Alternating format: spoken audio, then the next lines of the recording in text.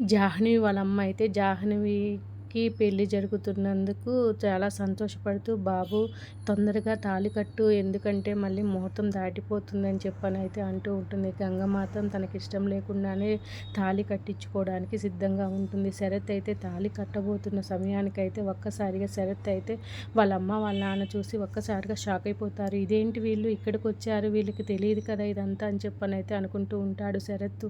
అనుకుంటూ ఉండటంతో వాళ్ళ అమ్మోళ్ళు అయితే గుడి చుట్టూ తిరిగి ప్రదక్షిణలు చేసుకుంటూ ఉంటాడు. చెంగయ్య అయితే ఈ పెళ్ళి ఆపడం కోసం వాళ్ళనైతే గుడికి మంచి రోజు ఈరోజు తప్పకుండా దర్శనం చేసుకోవాలని చెప్పనైతే వాళ్ళందరినీ గుడికి తీసుకురావడంతో శరత్ అయితే వాళ్ళని చూసి ఇక షాక్ అయిపోతూ ఉంటాడు.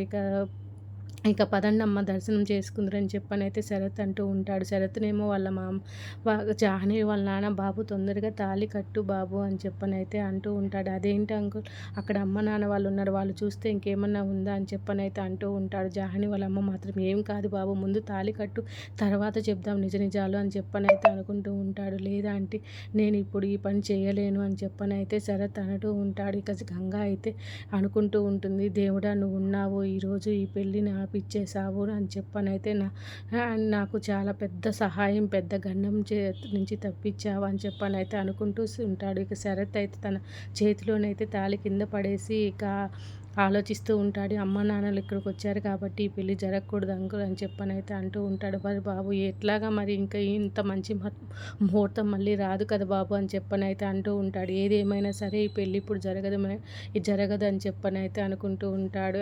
అనడంతో గంగ అయితే చాలా సంతోషం పడుతూ ఉంటుంది ఈ పెళ్ళి ఆగిపోయినందుకు. ఇక సరే బాబు మీ ఇష్టం అని చెప్పనైతే వాళ్ళ నాన్న అయితే జాహ్నవి వాళ్ళ నాన్న అంటూ ఉంటాడు.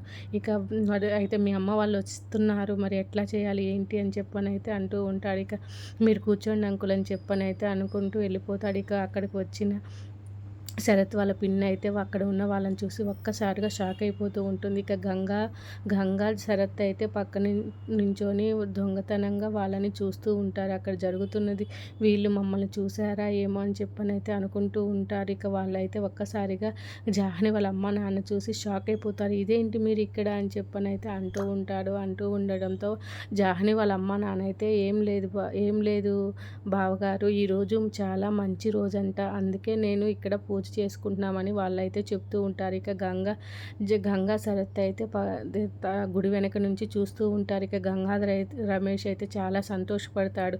ఎట్లాగైతేనేమి మా నాన్న వచ్చి ఈ పెళ్ళి ఆపేలాగా చేశాడు అని చెప్పనైతే వాళ్ళు అనుకుంటూ ఉంటాడు. గంగానికి ఈరోజు ఈ పెళ్ళి నుంచి తప్పించేలాగా చేశాము అని చెప్పనైతే అనుకుంటూ ఉంటారు. ఇక వాళ్ళైతే పూజ జరుగుతూ ఉండడంతో పూజ చేసుకుంటూ ఉంటారు. ఇక చేయడంతో వాళ్ళ బావ వాళ్ళైతే జాహ్నవి వాళ్ళ అమ్మ నాన్న పూజ జరుగుతూ ఉండటంతో వాళ్ళైతే సరేనండి మేము దర్శనానికి వెళ్తున్నాము అని చెప్పనైతే అక్కడి నుంచి వాళ్ళు వెళ్ళిపోతారు.